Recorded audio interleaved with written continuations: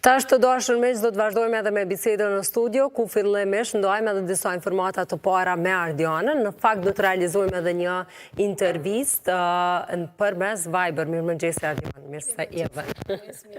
Mirëmëngjesi për krejt shikuesit, një ofë sa më të parë dhe të mirë. Uroj që t'jetë ashtu për gjithë ne, dhe uroj që ta kemi nisur mirë edhe mbar. Tash temperaturat vetë se kanë zbrit, po duket sa më shpejt, po ngutemi që me mbrim qoftë në vendin e punës, qoftë në ndonjë pikë takimi ku e kemi apo edhe në shtëpi, tash ka ndru pak edhe kjo atmosfera. Për ndryshe prej verës ku me vetë mëshirë kemi qëndru pak më tepër jashtë edhe temperaturat kanë qenë më të favorshme.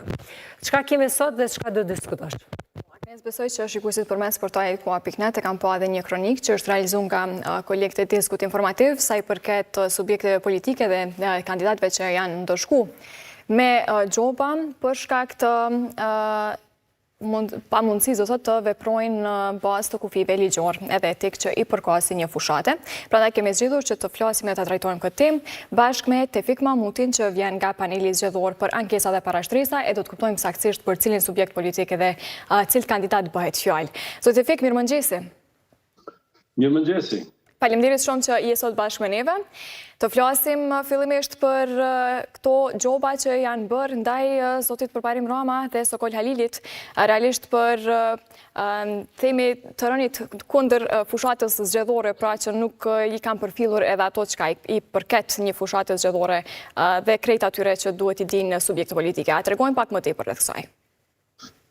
Fillimisht më lejeni të them se paneli zgjedhor për ankesa dhe parashtresa prej fillimit të fushatës zgjedhore me 13 shtator deri me tani ka marrë vendim për 7 subjekte politike të cilat i ka gjërbit me gjobën i total prej 36.900 eurove dhe në mesin e këtyre 2 subjekte bëjmë pjesë dhe ato 2 subjekte cilat përmendet edhe jo iniciativa qytetare për drenasin dhe Lidhja Demokratike e Kosovës. Po, përmendim pikërisht për këto të 2 raset, me qenë se edhe u theksuan edhe përmes një kronike që e kemi përgatitur në lajmet pra në përmes Deskut Informativ, saktësisht si u bë vlerësimi që të ndëshkoheshin këta 2 kandidat?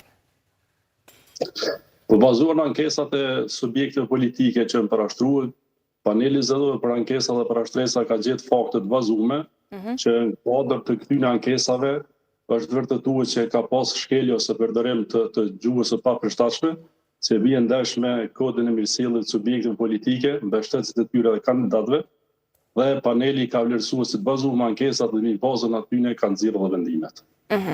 Duke ditë që ndoshta shikuesit kanë edhe nevojë të informohen më tepër sa i përket kritereve që vendos BZAP, varësisht prej mënyrës se i ikin do të thotë atyre veprimeve ligjore që i përkasin fushatës, çka konkrete është si kriter që këta kandidat duhet t'i respektojnë edhe të mos bëjnë në fushatë njëjtë siç ka ndodhur me ta 2 kandidatë paraprak që po i flasim?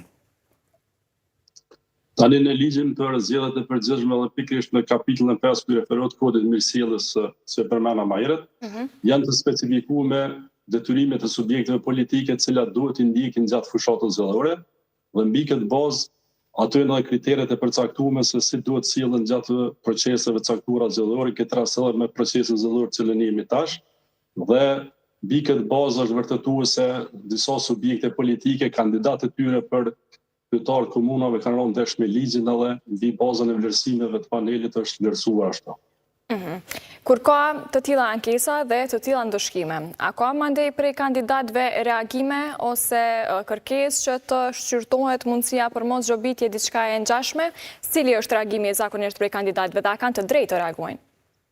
Tani, bazuar në ligjin për zgjedhjet e përgjithshme, nëse një subjekt politik xhobitet në vlerë 5.000 euro, ai nuk e ka të drejtën të ankohet në Gjykatën Supreme të Kosovës, por të gjithë ata që dëshkohen me një gjobë më të madhe se 5.000 euro, kanë të drejtë të ankohen në Gjykatën Supreme të Kosovës.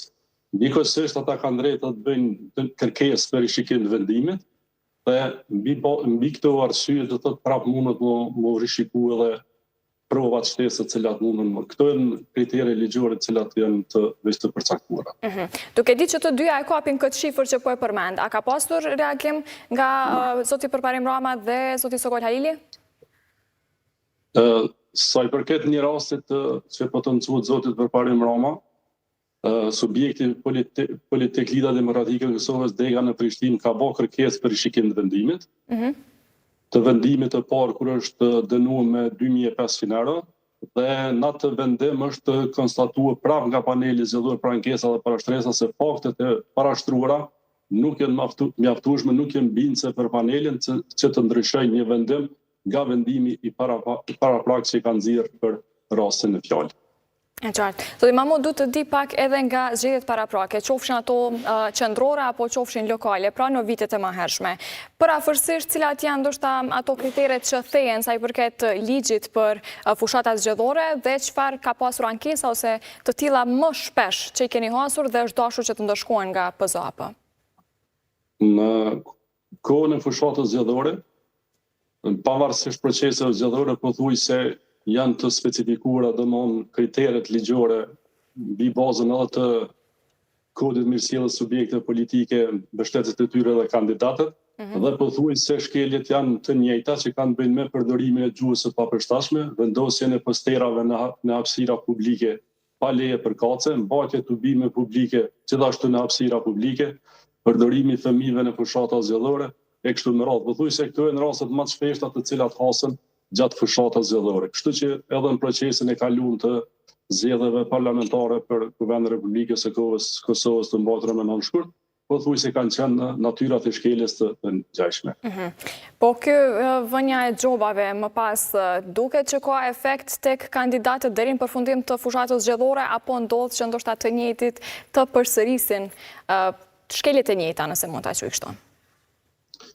Ka raste kur përsëriten shkeljet e njëjta, por për çka kemi pa deri më tani në procesin të cilin jemi në krahasim me procesin e kaluar të zgjedhjeve parlamentare, vrehet një numër më i vogël i ankesave dhe vrehet që ka më pak parregullsi ose shkelje të ligjit në raport me zgjedhjet e kaluara. Kështu që po shpresojmë që ka ndikuar edhe vendimarrja më hershme e procesit zgjedhor pikërisht për këto situata të tilla dhe mendojmë që do të ka pas efekt domthonë edhe vendimarrje përparshme e panelit zgjedhor për ankesa dhe parashtresa, por mbi gjitha duket që është një reflektim i subjekteve politike që fakten mos bëjnë gabime të njëjta siç i kanë bën herave të tjera. E qartë, të fundit jemi duke shku kështu ende në ditët drejt fundit të fushatës zgjedhore, pra kemi ende fushatë zgjedhore, du ta di pak a shumë nga krejt vështrimi prej PZAP-s, sa po shihet që janë duke u përmbajt rregullave kandidatët e tjerë dhe subjektet politike, apo ka vend ende për ndonjë mundësi që të vlerësohet se është duke u bën ndonjë shkelje? Tani pak në pikpamje të bërjes fushat dallon prej fushata e zgjedhjeve lokale në raport me zgjedhjeve parlamentare. Duket që është një fushat paksa më e ngadalt në ritmin e bërjes fushatës zgjedhore për shkak të asaj se dallon edhe mënyra e proceseve elektorale për shkak se janë të fokusuar në subjektet politike në komuna ku ata garojnë për faktin se ata nipen më shumë ndoshta edhe me ka specifikat e veta.